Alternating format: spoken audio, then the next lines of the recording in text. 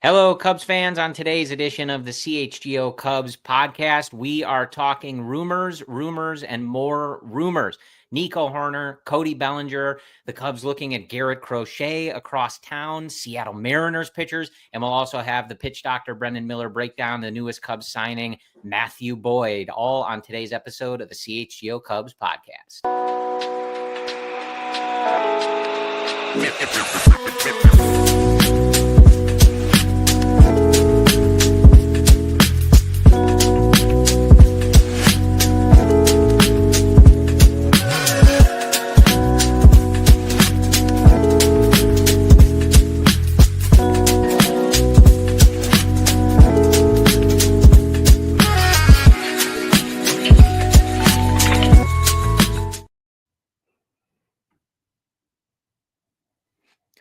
This is the CHGO Cubs Podcast. My name is Corey. I am joined, as always, by Brendan, and we are coming to you on Friday. It is December, Brendan, December 6th.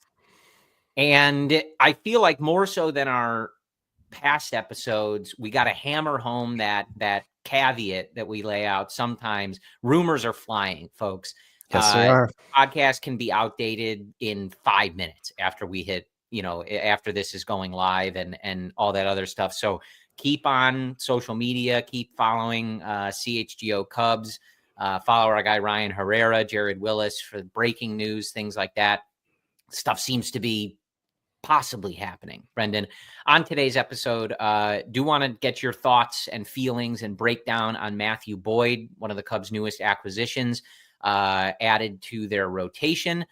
And then a ton of rumors, Brendan. And it is that time of year where it is very difficult to sift through what might have legs, what might be real smoke, what might be fake smoke, and and sometimes the rumors are real, but they don't make any sense to us. Like before we came on, I was looking at this rumor from Joel Sherman about the Cubs being adamant about trading one of Cody Bellinger or Seiya Suzuki. And like, this is one of those things where, like, I think you said, like, is it the New York Post? Like, who cares, right? Yeah.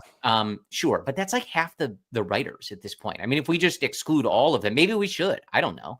But I'm like reading that going like, okay, we've heard about Bellinger, but why would the Cubs trade their best hitter? Seiya Suzuki over the last like calendar year is a top 10, I think, hitter in baseball by WRC plus. Well, and for like 18 mil annual average value. And they need that money to do what? So it's, and I'm not, again, my point is not that that's a real rumor or whatever, but like, where is that coming from? Like, what is that? What am I supposed to do with that rumor there? So it's a weird time of year. We're hearing, some reports about potential 3-team deals with the Mariners, White Sox, with trading Nico Hoerner, maybe in a 2-team deal with Cody Bellinger and Luis Castillo. Who knows what's going to happen? You have Castillo's name, Crochet's name, Nico's name, Belly's name, even just from conjecture, Bryan Woo, a young Mariners pitcher whom we'll talk about. I don't remember talking about so many different players in a positive context with the Cubs, honestly, since like 2018. This is unfamiliar territory. We're actually talking about significant trades that could improve the big league team right away. It actually feels kind of fun. Yeah, and I think, look, like necessary. I think absolutely all of these, if you've listened to Brendan and I for any amount of time, you know that I think perhaps our least favorite thing to do is trade hypotheticals. I'm not any good at them. I'm always, I don't know if I want to say I admire, but I something when I see people saying like, that's a fair deal, or this player, I'm like, how do you know? Like you could give me, there's certain things where I'd be like, yeah, that's too much. Like, obviously that's too high a price. But half the time I'm like, I don't know if the other GM would accept that. I don't know how they view these prospects. I really don't know. But as an overall sentiment of mine, like, if we are to believe that they are not in on the top free agent class. They are using the first tier of the luxury tax as either a hard cap or something that they may be willing to barely go over. Which right now they're 50 million projected below. Yeah. That's a rough back of the napkin calculation, between 50 to 55, maybe 60. So if we take those numbers and also just the general rumors and sentiments around this team, and take it at face value and say they're not in the conversation for Juan Soto. They're not going after Corbin Burns. Max Fried might be too rich for their blood at this point, et cetera, et cetera. How do they get better? This is how. Yeah. Using their prospect capital to get MLB ready players, using some of their good but not elite MLB players to pair with those prospects, or pair with money, or pair with other MLB level talent to get better players. That's the only way to do it. If they're excluding one of the options, which is just giving these players money, and again, our feelings on that notwithstanding, this is how you do it. So I think there's definitely things that we can read as far as proposals go that might make some of us a little uncomfortable, that have been dreaming on some of these prospects for a while, et cetera, et cetera. But if we want the MLB team to get better, if we want the projection to move, as you and I constantly talk about, from the low 80s to the mid 80s or high 80s, or, not to get crazy here, Brendan, but like the 90s, if you're in a good mood today. I know a really wild standard to ask this team to be held to, but this is how they might have to do it. And, when you look at their pipeline and where some of these guys are, and if you're having questions like, where's this guy going to play? Or is there enough at bats for this person, or things like that? If the answer is you're not sure or no, then you should trade them. They shouldn't just sit and rot away and lose their value by going through AAA for another year or things like that. Strike while the iron's hot and try to get this team into the playoffs, Brendan. So I'm ready for it. I'm ready to be uncomfortable. I would rather be looking at this MLB team hoping and feeling more confident in their ability to win the division and make the playoffs. I'm comfortable with that if it means I have to worry, 3 years from now, we're going to regret trading Owen Casey or something like that. Yeah. Well, how do you feel about the Boyd signing for $14.5 million for 2 years, committed, guaranteed? My first reaction was surprise, because we've operated under the assumption that the money spent would be on more confident players coming back. With Boyd, only threw 39 innings last season, 11 innings in the postseason, and in doing so, he was phenomenal. Had, one of his best short stints of his career. But he's someone who hasn't thrown 180 innings in almost 6 seasons. So you see $14.5 million. The Cubs need to improve their top end talent, significant talent. What was your first reaction? Do you think the Cubs are going to be staying in that mid-tier market, or do you think this is just kind of a precursor to maybe more significant moves to come?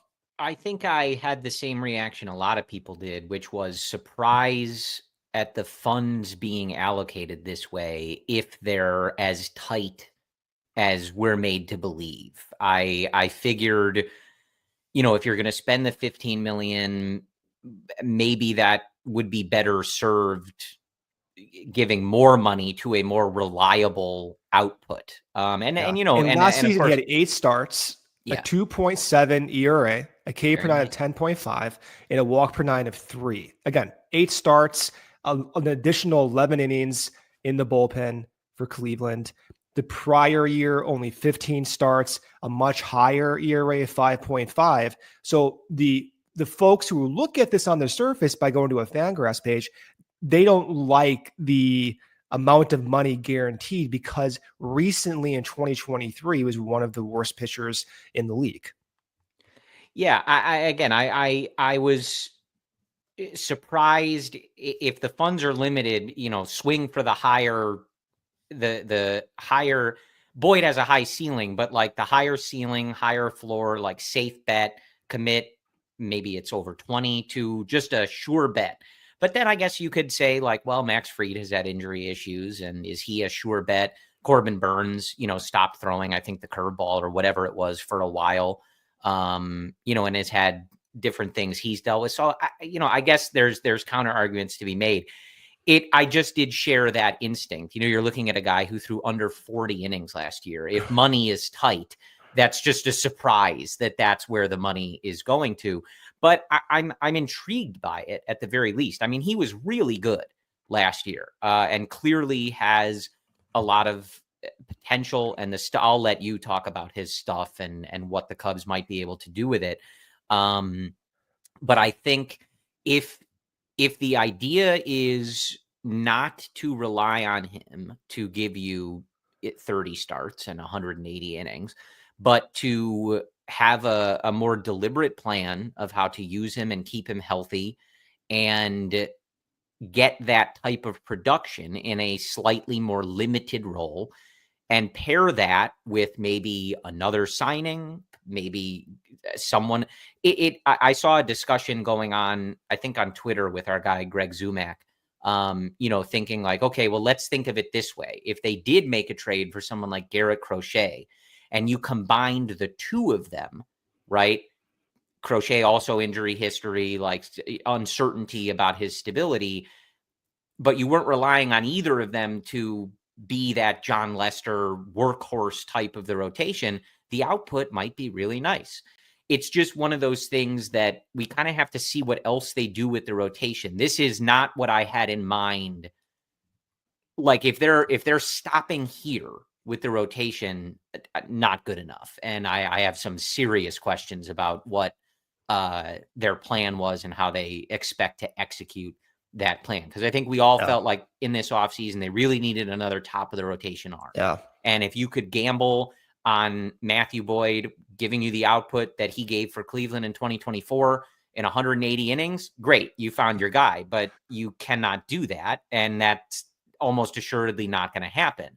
So I'm into it. The potential's there, but it does feel like one of those things where like we got to see the forest for the trees, or whatever the expression is, which I'm probably butchering. Good job. No, I think you did a good job with that saying. Yeah. Like it could be a good move. He's obviously got the potential and the potential high ceiling, but without knowing what else they're doing to the rotation and how they're spending the rest of this under luxury tax budget, it's hard to square this move immediately. Yeah. And that's where you have this dichotomy. In a vacuum, it looks like it's a logical gamble. He's someone who, if you scale to 100 innings next season, he's worth that $14.5 million. However, if he only throws 100 innings, that's likely not what the Cubs are gambling on. They, I imagine, would like more than 100 innings, or they would not have given $14.5 million. The pro argument for Boyd is that he's different from 2023. He's healthy post Tommy John surgery, had his best 50 inning stretch in his career last season, revamped his changeup slider with Cleveland, very different infrastructure than Detroit the previous year, a completely different guy. The con argument is that because he's unique and you don't have similar pitchers to him, combine that with his age, it's difficult to confidently project him. Where in recent history, the Cubs have spent $10 million on Drew Smyly with aging veterans, almost double-digit contracts in the millions. They've had a history recently of missing the mark on aging guys. If this happens again, well, then we have another double-digit salary who's not producing. That's the con argument against them. Then, that being said, right now, again, we're assuming before Bellinger opted in, the CBT tax threshold was $75 million, give or take, for the Cubs. Bellinger opts in, now it's around $50 million. With this Boyd signing, now it's going to be $35 to $40 million. Again, these are all back of the napkin calculations, but this assumes, in my mind, the Cubs will not spend 25 plus million AAV on a starting pitcher. That's my assumption. And all the reports we're hearing, they're out on Max Fried. They're out on Corbin Burns. It reinforces that belief. So the way the Cubs now, to your point, get through the forest, see through the trees, is make these creative trades to elevate that ceiling. So that means going out and getting Garrett Crochet, the highest ceiling trade candidate, maybe exploring deals with the Seattle Mariners for their top end pitching talent. That may include Luis Castillo, may include Bryan Woo. I don't imagine it includes anyone else. I would be shocked if it's anyone else from that rotation. That's where I think the Cubs can get creative and where the conversation goes. Before I do the ad break here, the question is, well, why do they even sign Boyd then for 14.5 if he wasn't good in bulk in the past 6 years? What is making him stand out? And is it justified to give him that money? As a preface, I will say this is not my preferred path forward. Like, I don't like giving out that much money with significant question marks. There's no argument to be had that this deal is going to guarantee value. And I'm personally uncomfortable betting that it will yield exactly the amount of value they're paying him. I understand the logic, but just looking at recent history, it's more likely he does not live up to that 30 million. Then again, what is making him stand out? So I'll show two graphs here, then we'll do the ad break. The first graph is going to be related to his slider. So we always hear about he's unique. He's a unicorn. He has unique angles. This graph is representing that. So you see a cluster of red dots on the top of the screen. Each dot is one pitcher. And you notice that these red dots, these pitchers, are away from the focal point, the majority of major league pitchers. And the reason this is important is because it shows that Boyd is not comparable to most left-handed pitchers and their sliders. Now, a few comparisons show up. Alex Wood, Nick Vespi, for example, but all these traits are very, very different, and the computers are having a difficult time trying to compare him to someone. So then again, it's like, all right, well, you don't have a good comparison. How do you confidently project someone with an injury history, age 33, who doesn't look like anyone? I don't have a response to you. I don't think you can. But that's also why he was good last year. So it's this catch-22. The Cubs are confident. They're convicted this is the path forward. Not my preferred path forward, but I do understand the logic. And obviously, I hope it pans out. Yeah, I think before we hit the ad break here, like I think he's a good guy to have in this mix as depth. I think if we were not concerned about what the budget is and how they're spending it and how much resource left they have to allocate to the rotation, or do they have to trade for that? I think this would be a good, call it, flyer to take. And like, they should be in a position, Brendan, and just was the case with, the other old, guys they wasted money on, like Mancini or Barnhart, etc. Barnhart, they are in a position like the Dodgers are and the Mets or whatever. They're one of the organizations that should be able to eat that stuff. If they make a mistake, they should just be able to say, okay, but that's the problem. But they're not acting that way. They haven't acted that way. It's not. They act like it hampers them. Yes. It has hampered them. Yes. So that's what I'm getting to is like, I think when you can take a flyer on a guy, although I guess for 15 million, it's not really a flyer. It's not my preferred path forward. When you can take the shot to add that to your pitching mix, you should be the type of organization that is taking that type of risk. And if Matthew Boyd goes out there and he's healthier and he can give you, 20 starts, something like that, 25 starts, thinking crazily, like, amazing. That's what you're taking that shot for, to hit that crazy ceiling. But if it's going to hamper you from improving the team because you just spent that $15 million, it does seem like a confusing kind of gamble for them to take. So it's definitely, I always say it and I don't want it to be a cop out, but like, it's just one of those, like, let's see what else they do. If they swung one of these trades for a Mariners pitcher or for somebody else, then you kind of look at that and go, oh, okay, like their depth in the rotation is really nice now. Like if he's being looked at as like a potential fifth guy or sixth man who makes, X number of starts, like we've seen coming, like, okay, that's interesting. If they go, well, now we don't have any more money, this is your rotation, have fun, everybody, then yeah, it changes the way we would look at this deal. But let's hit our first ad break. We'll come back. We'll talk some of these rumors more specifically, but let's take care of our sponsors real quick before we do. CDJR. Don't let the deals pass you up. Stop in today to browse their huge inventory at Ray Chrysler, Dodge, Jeep, and Ram.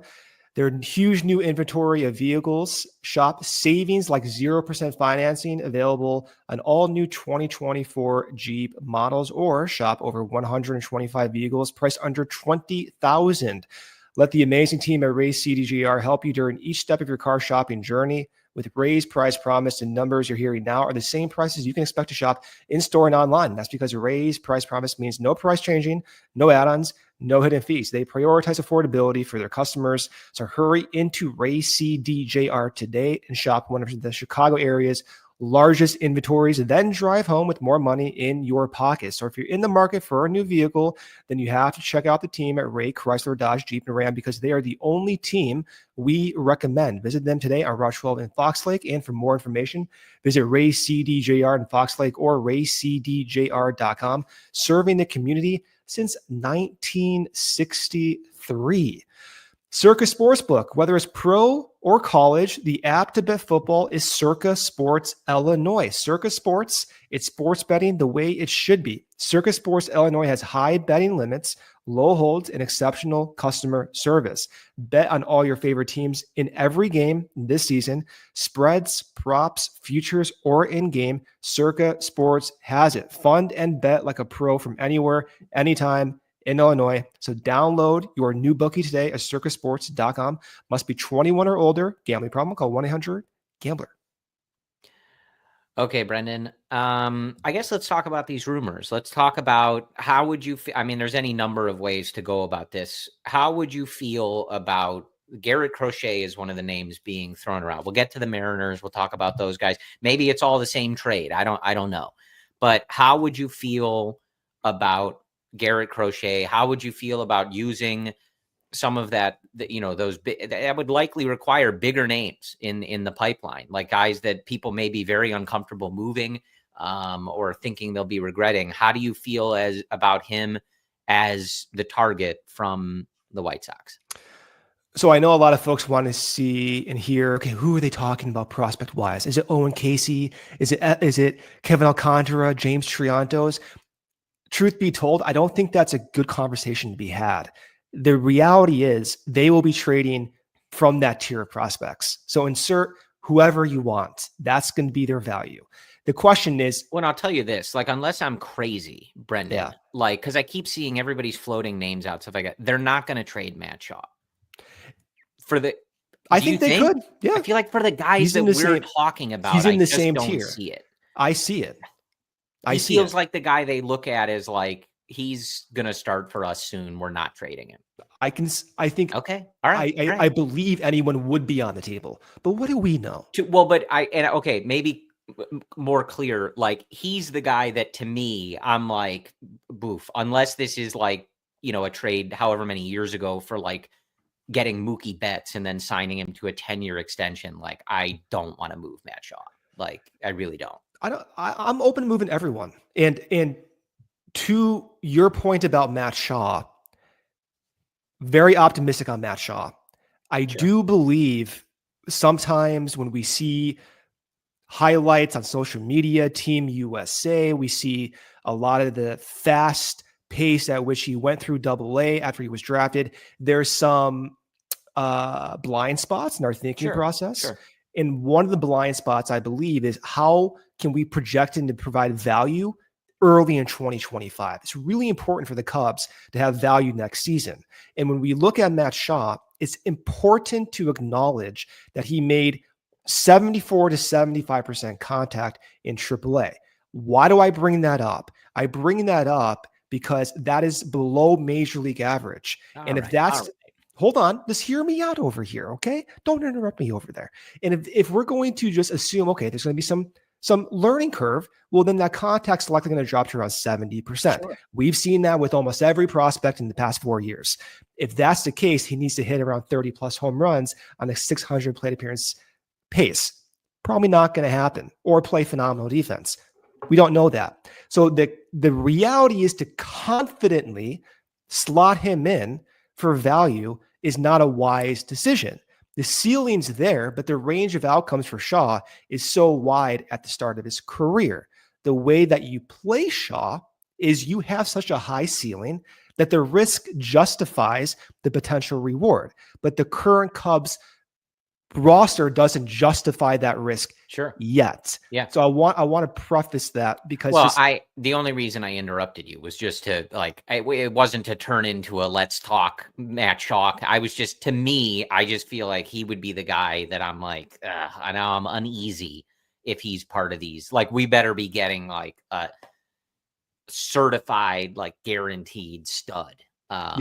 With no question marks, like, because I just believe in Matt Shaw. But I hear you. Well, and we've talked a lot about like creating a soft landing for these prospects, unlike what happened with PCA, like throwing PCA either the end of September in 23 or even the beginning of 24, where it's like, yeah, this team doesn't have a high ceiling. So if this guy comes up and struggles, like, we're kind of in trouble. Like, that's not really what you want to be happening. You want them to be integrating into a good team that projects really well, and their young prospect success or failure is not what sinks or swims the team, basically. And the Cubs have not really positioned themselves that way in the last few years, and as of right now would not be doing that if Matt Shaw, like, you look at like Christopher Morel at third base last year. It's a great example. Like, that wasn't a situation where if he was great, cool, this is going to move the team from 95 wins to 100. If it was like, no, if he's bad, like, our chances of this working is really low. So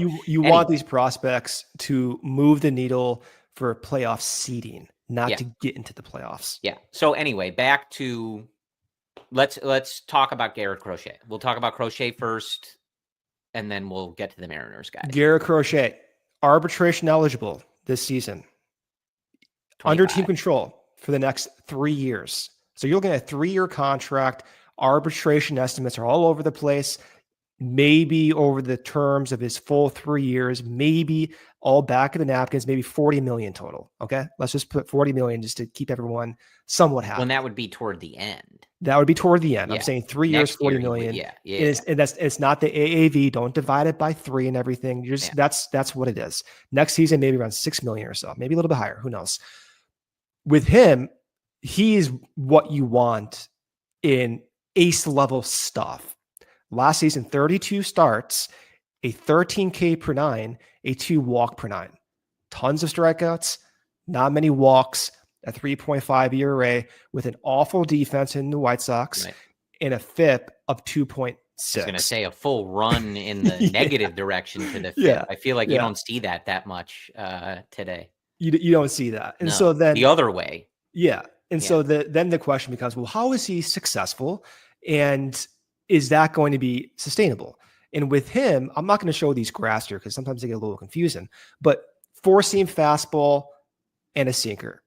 Honestly, just those 2 pitches alone make him a valuable commodity. So if you look at who his siblings are for his 4-seam fastball and his sinker, for his 4-seam fastball, his sibling, let me pull this up right here. His sibling is, for instance, like Mackenzie Gore, someone who has plus stuff coming up through the prospect system.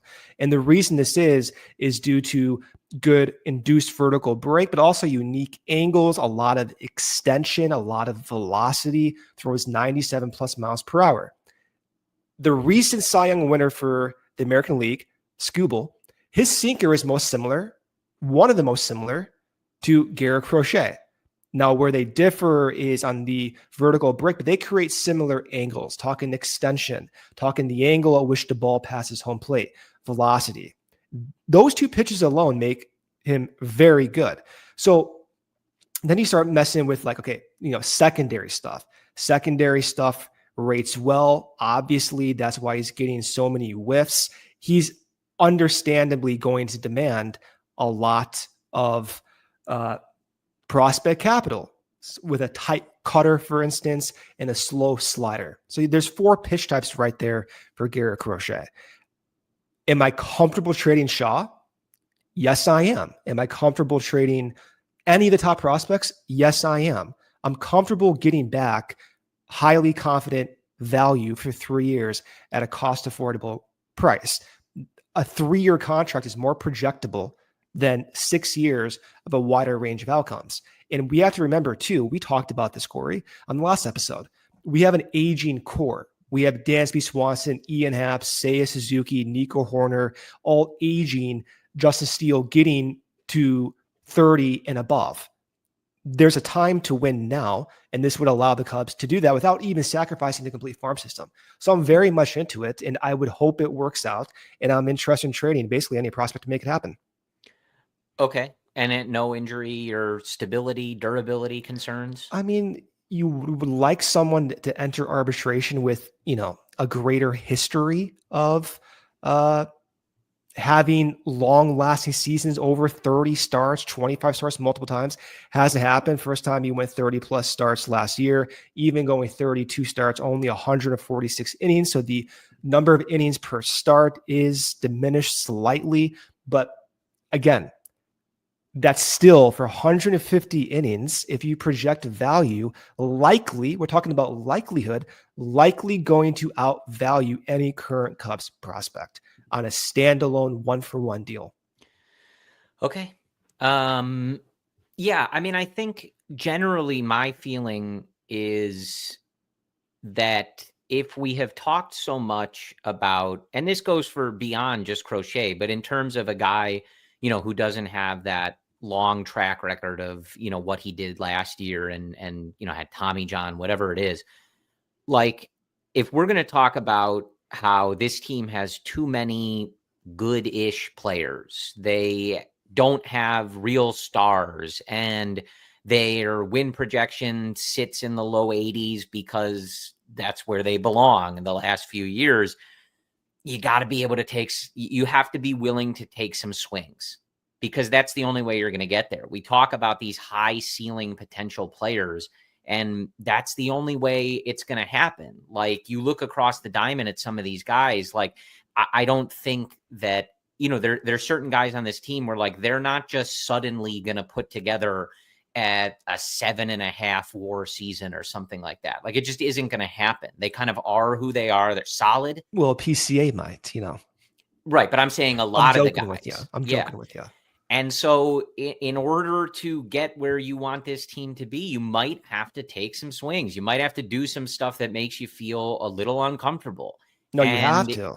You have to take those. You have to. Yeah, it's not might. You have to. You can get a star by paying Juan Soto. If you're not going to do that, and that's not me, and that's not me saying like I guarantee that Crochet is that or any other player is that. There's variables with all these. There's uncertainties, etc. But I think this rumor specifically highlights like kind of one of those things. Like you might have to accept a little bit of risk to get that really high ceiling that helps you right now. And it's very easy to look at any number of prospects and anticipate the regret. I would caution against doing that. Like there's trades the Cubs have made where when they happened, everybody, oh no, not that guy. And nobody cares about them right now. And there's trades where they've made where you're like, oh man, it would be nice to have that guy in the lineup, or would be nice to have Dylan Cease in this rotation, stuff like that. But that's the business. Like the goal is to win games and win games now. And they haven't been doing it on a yearly basis for a long time now. So like, you got to be willing to take some swings if you want to get there. Just sitting around and hoping things come together perfectly and this plan, you might have to be a little more aggressive than the way you talk about swings to me is the opposite. I think you're taking a greater swing by not trading those prospects. I think it's no, it is, because you're accepting a greater range of outcomes. You're selling out, trying to hit home runs in this analogy. The floor for Matt Shaw next season is replacement level That's the reality. It doesn't mean he doesn't have all-star level potential. He does, but that's the spread we're talking about. Yeah. The floor for Garrett Crochet, unless there's an injury, is likely that of an above average major league starting pitcher you slot in every fifth day. So there's a narrower, more expected range of outcomes. Yeah. We're going to hit our second ad break here, but I'm going to end. I think this is all, again, we say this a lot, like, fan however you want. You can, if you want to hold on to these prospects and you really believe in them and you don't want them to trade them, hey, like, by all means. I feel like you and I can never, and this wasn't just about prospects, but I can never get away from Theo talking about holding on to things too long. And that being kind of one of the issues at the end of his tenure and like with the core and why, they didn't win 2 championships, like things like that. Like, part of that is because, Christian Yelich was cheating and stuff like that, but separate issue. We'll get to that on another show when we're feeling more conspiratorial. But like, I am not a quote unquote prospect hugger. And I know you aren't either. And that's not to say that those folks are wrong. And that being uneasy about trading certain guys, like if you're like, man, cause I just said, like, I don't want them to trade Matt Shaw. Like I would feel pretty uncomfortable about that, but I want them to win the division. And if they got to trade some young guys that have never played Major League Baseball before to do that, and I have to live with the whatever chance they become an all-star and we're watching them do all of this with the White Sox or the Mariners, so be it. Like, so be it. That's just where I am. I'm not a prospect guy. I never really have been. Got to win games at the MLB level. It's fun to watch the minor league stuff. And I'm glad people are excited when like the Tennessee Smokies win you're coming out hot today. The title, you're dissing Brian Smith. They don't win the division, and then it's all fun and games until the MLB team is not reaping any of the rewards.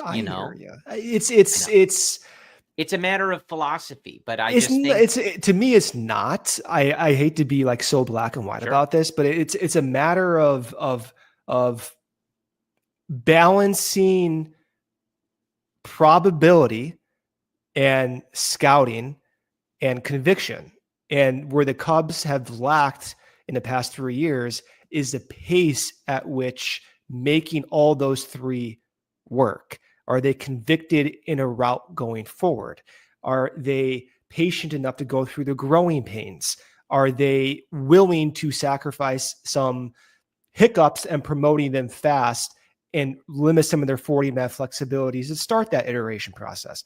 My perspective is that's been slow.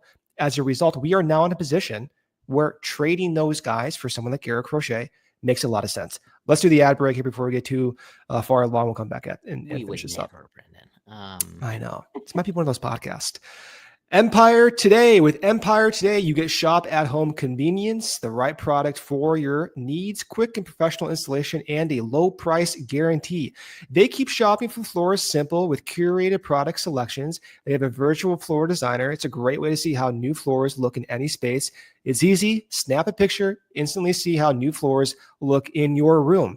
They also pride themselves on their convenient shop at home service. They help customers shop for floors when they use their floors so they can see exactly what their new floors will look like in their home's lighting and decor so they can make an informed decision. Empire Today's service, their own warranties. If an issue does arise, just call them. They service all of their warranties themselves. Schedule a free in-home estimate today. All listeners receive a $350 off discount when they use the promo code CHGO. Restrictions do apply. See empiretoday.com/CHGO for details. Some beers can say they're brewed for baseball. Only Blue Moon is brewed by baseball. Beer and baseball go together. There's no beer that goes better than the one that was literally born in a ballpark. Let's say you're feeling good about baseball. You got the winter meetings coming up next week. Got rumors flying all over the place. What better way to enjoy the offseason with a blue moon that reminds you of those warm summer days. So bring the ballpark to you with Blue Moon Belgian style wheat ale. It's one of a kind every time. Get Blue Moon delivered by visiting get.bluemoonbeer.com/CHGO to see your delivery options. That's get.bluemoonbeer.com/CHGO. Blue Moon, made brighter, celebrate responsibly. Blue Moon Brewing Company, Golden, Colorado.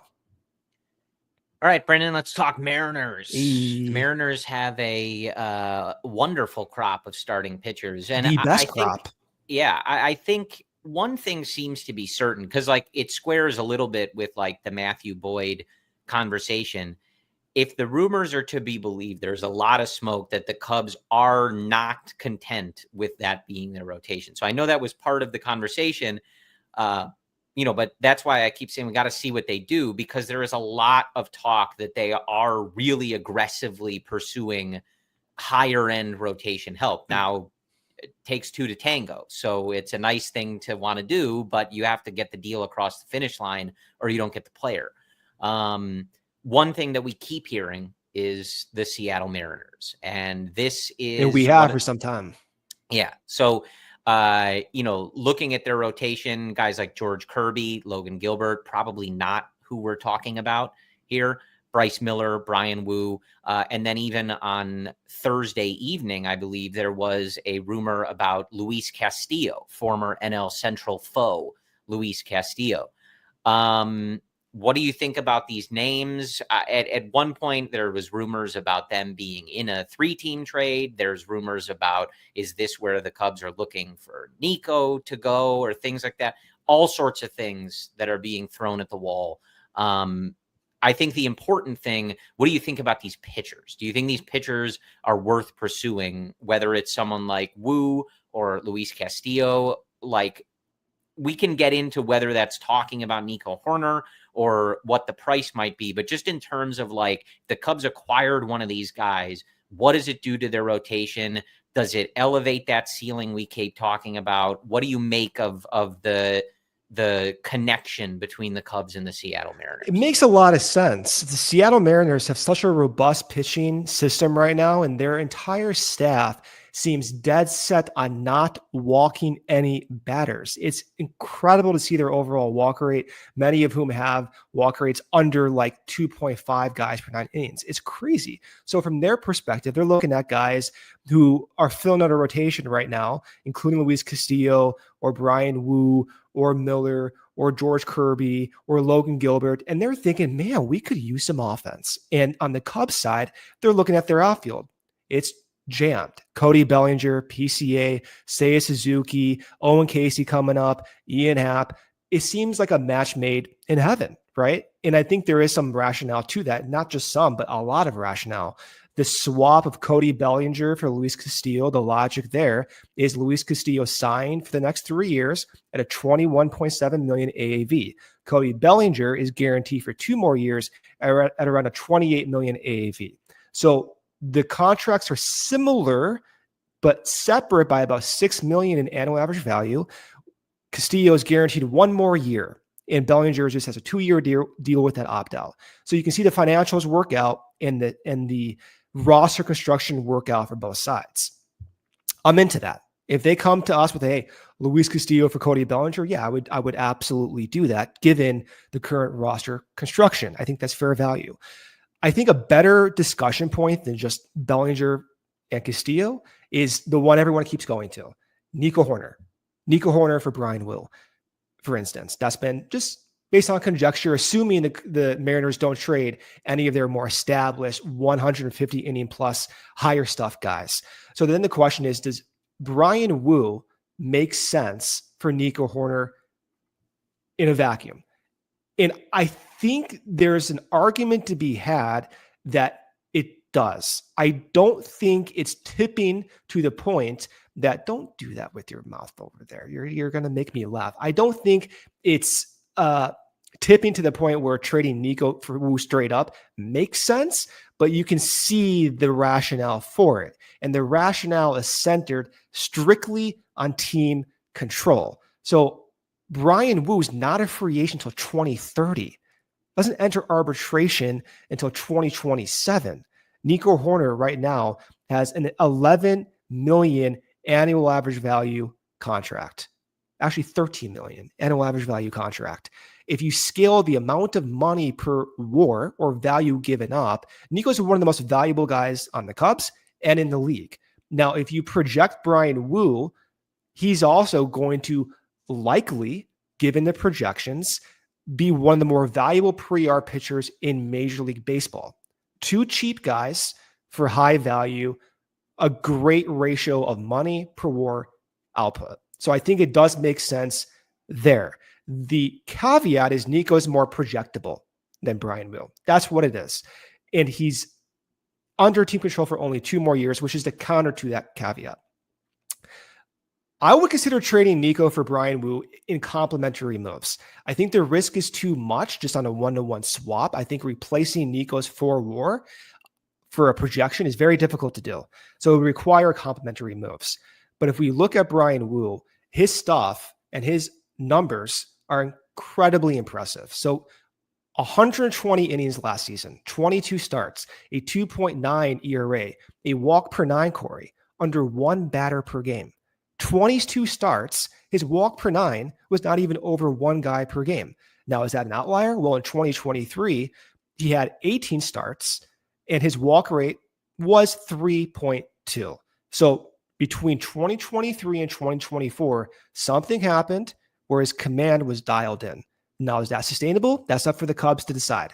But what I like most about Woo is his unique athleticism, his unique traits. Let's use Hayden Wesneski as an example, okay?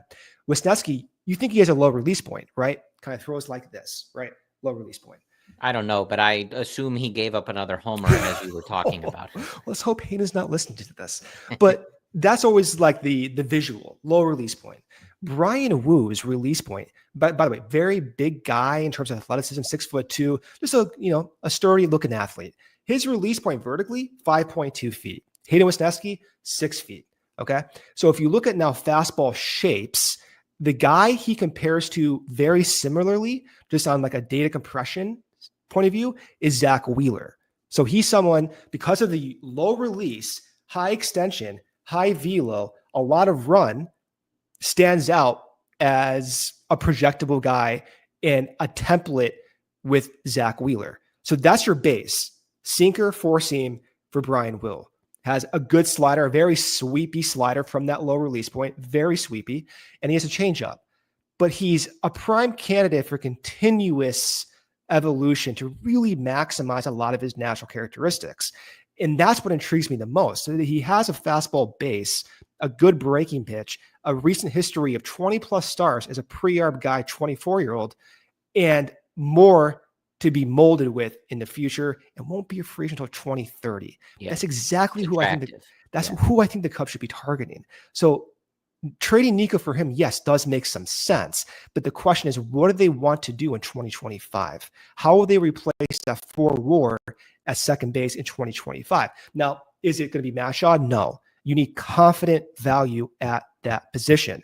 If you want to give Mashaw that ceiling, fine, but you need a backup in some respect. And that's where the complementary move comes in. But I'm very interested in just that foundation of a trade possibility. I mean, I know a former top pick that used to play second base that they could pick up for basically nothing. You talking about me? No, someone worse than you. Wow. I don't know if that's a compliment or not. I'd rather have you start at second base for the Cubs than Nick Madrigal. Yeah, watch him sign Nick Madrigal back to a minor league contract. Could you imagine that? No, Jed, turn the podcast off. But let me put the question to you. Let's say they do trade for Bryan Woo and they put Mashaw second base from day one. Are you comfortable with that?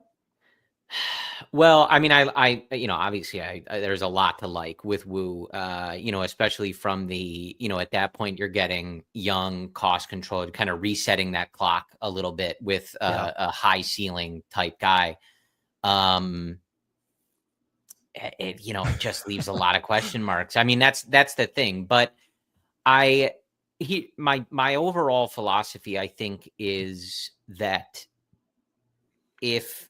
again, as we said, if we take it at face value that they're not just going to solve all their problems by spending money, then they have to be creative. They have to move some of the players they have. They have to restructure the group that they have, because it was pretty rigid. We talk all the time about like the group that ended the year last year. Like you got a lot of guys that aren't those elite level players, but they're making a decent amount of money, or they're gonna play 150 something games, and it gets tough to look at it and say, well, here's how you improve, unless you're willing to move some of these guys and just change the group a little bit.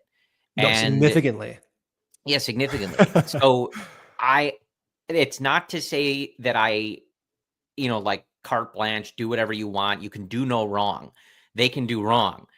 But I'm okay with Jed, like I said, like taking some shots, make some trades, try to make the team better with what you have. If that includes limited resources relative to where they could be operating, then this is the way you got to do it. So it doesn't mean that they can't make stupid trades. It doesn't mean that they can't overpay for certain guys or get this wrong. But I feel like, to have the conversations that you and I have been having for the last, call it a few weeks, but it's really like 2 years. Like, I don't think it would make us hypocritical to criticize a trade or think that they overpaid or that they targeted the wrong guy. But I think like we have to be willing to let him try. Like if we want him to be more aggressive, we want him to take swings to try to get this team to a better place, then we got to be comfortable with him doing that. Yeah. You can't have that feeling and say, well, only if it's trades that I like and they don't trade the players that I like and that I'm uncomfortable with. It's like, it's not going to work that way. You either want them to go for it or you don't. And it might make you uncomfortable.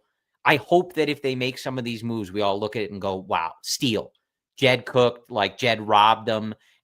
And that's how we feel. But maybe we won't. But if you want them to make the team better and not just go with the status quo, this is apparently the way that it has to be done, because they're not just giving out $100 million deferral checks like the Dodgers are. So if this is how it's going to be, then I like, go for it, man. Like, make the team better. Jed doesn't have a contract beyond this year. So my feeling, again, is not just do whatever, you can do no wrong, but go for it, man. Like, get this team in the playoffs, win this division. Like, if that involves saying goodbye to players that I like or think are good or whatever, I'm for it, man. Like, I'm not going to come on here and say, I hate this trade, I think they overpaid or whatever. I'm ready for it, man, because I'm tired of watching 82, 83, 84 win teams that get run over by Milwaukee, spending $100 million less than them, and that can't even make an expanded playoff field. This group hasn't been good enough, so he's got to change it. If this is the only way to do it, great, do it. Let's go. It feels like there's a lot of smoke with all the trade potential. And so I feel like we're going to see something in the next couple of weeks. Optimistically, maybe even next week. That's kind of what it feels like right now. Yeah, I feel like, I don't want to say that like it's a foregone conclusion that they trade Bellinger, because you never know what that market is. So many feels different. Like it feels like Jed wants that money, and that there's enough teams that could certainly use a left-handed bat. Like, feels like a really good guy to go play like first base for the Yankees or something like that. Honestly, play in that short porch, do your thing. Like. Yeah. And honestly, you look at Matthew Boyd, $14.5 million annual average value with the season he had last year. That was the market. Like, I know there's a lot of criticism from myself included, but that was the going rate for Matthew Boyd. Pitching is expensive. Look at the other deals going around the league right now. Who's not expensive, relatively speaking, to the current market is Jameson Taillon. So there's also a world in which you can trade Taillon $17 million. $17 million. And just to get a little crazy over here, there's also a world in which you can acquire both Garrett Crochet and Bryan Woo.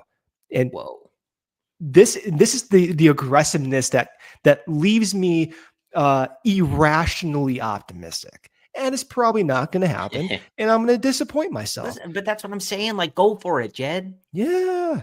Can you imagine that? Can you imagine? Dude. So I do want to ask you, because it was just something that I saw, and I guess it relates to Crochet specifically, but just as a broader thought, do you care, or do you have any concern if they were to get Crochet, like, are they too left-handed? Does that give you No, any pause? Do you care about no, that? no, they're Okay, I very just see it's a different. talking point I see. I'm just I asking. always see that too, especially over the past few years with the Cubs' soft-handedness. They're different angles. They're Mhm. completely different guys. And so the argument against that is, well, you're seeing the hitters are seeing similar pitchers. That's there's no evidence to believe it has a substantial effect. So outs are outs. The Mhm. order in which you get those outs doesn't matter. There's not evidence to suggest that soft throwers on back-to-back days is inherently I can't say that word. Is a disadvantage. See how I switched it up there? Is a Sure. disadvantage to the Cubs. No, Doesn't I really don't believe that work at if you all. tell everybody that you can't pronounce the Well, word. I feel like I deserve credit for doing that. Yeah, Congrats. off the Yeah, fly. 10 congrats. years of podcasting over here. Yeah, I don't care. And I mean, the guys are different looks, and ultimately, look, it's like you got to get hitters out. Like, I mean, so Shota Imanaga versus Garrett Crochet could not be more opposite. right. Yeah. Justin Steele versus Matthew Boyd could not be more opposite. Yeah. Like, you're talking You about got to very different you got to get looks. guys out. And well, and of course, too, in today's game, if you happen to face lineups that are really good against lefties or super right-hand heavy, like we always talk about. But Shota's a reverse split guy. He has a Sure. changeup. Again, and I'm even saying, like, and that's where the game of baseball is as a whole. Like, half the teams are using all these pitchers not as traditional starters, but as outgetters and just like piecing together 27 outs. Like it doesn't matter. Get good players, and on a day-to-day basis, you figure out the rest if there's things you have to pay attention to. You just got to get to the get good postseason players. too. Yeah. I mean, look at what the Dodgers did. No one projected the Dodgers rotation in the playoffs to be looking like that. Just got to get there and see how it goes. People to be healthy and healthy and alive. productive. Yeah, that's it. Okay. All right. Well, we'll wrap up here in a minute here. This is a fun podcast. It's nice feel to as if have we've stuff to even potentially talk It's about. like weird to even be talking about the team And look, like this. I'll add too, like for all of our criticisms of what the money, the budget stuff is coming from Tom and Crane. Like that's their fault. Can I show a graph on the budget, by the way? It would take 30 seconds. If you want to, yeah. Well, I want to do it. To make everybody mad. I've seen this already. Yeah, this is a great graph. It took me about 2 hours to make this. I had to figure out how to put the logos on there, and I figured it out. Look at this thing. So on the left is payroll from 2018 on a year-to-year basis. See the top 2 logos in 2018? That's the Boston Red Sox and the Chicago Cubs. Now, put your eyes all the way to the right. They are in the same tier as the Arizona Diamondbacks. Put your eyes all the way to the very, very far right. They have not increased their payroll in 6 years. You know who has increased their payroll? The Mets by 150%. Yeah. The Philadelphia Phillies by 100%. The Dodgers by 80%. The Yankees by 75%. The Diamondbacks by 70%. And the Chicago Cubs have increased their payroll in 6 years by 3%. By 3% in 6 years, Corey. And not even a hint of going above and down. Crazy. Yeah. So it's all to the point that, like, the budget stuff and where that's set is a Crane and Tom issue. And we've voiced our feelings and concerns and criticisms about both of them, actually, a number of times over the years. But what is done with the money is on Jed. Like, if they're not comfortable between his risk-averse nature and ownership and business operations holding the line at a certain level, like that's just what we're dealing with here. And if there is a way to be, as we've said, creative, use these prospects, use this major league talent to go out and get some of those guys that maybe not now because they're still arbitration eligible or cost controlled, but years from now would be the guys you're paying all this big money to, go do it then. That's the thing. When people are like, well, how do you want them to get better? Like, it's not, figure it out. Jed makes like $7 million a year or whatever it is. Like, this is where you have to give me the solutions, Corey. Give me the solutions. No, I will not. Yeah. Okay. That's where I'm kind of like, you've run out a very similar group for the last few years and you've gotten the exact same result. Change it up. Be aggressive. Go get a better team. If you're not just going to sign the check and hand it to somebody, go do it then. There's other avenues to make the team better. They will, all these rumors, trades can make us all uncomfortable. They can be uncertain. They can be things that we can't judge, fully for years. I'm not even uncomfortable talking about these deals. I'm not either, but I said some people. You have to find ways to get better.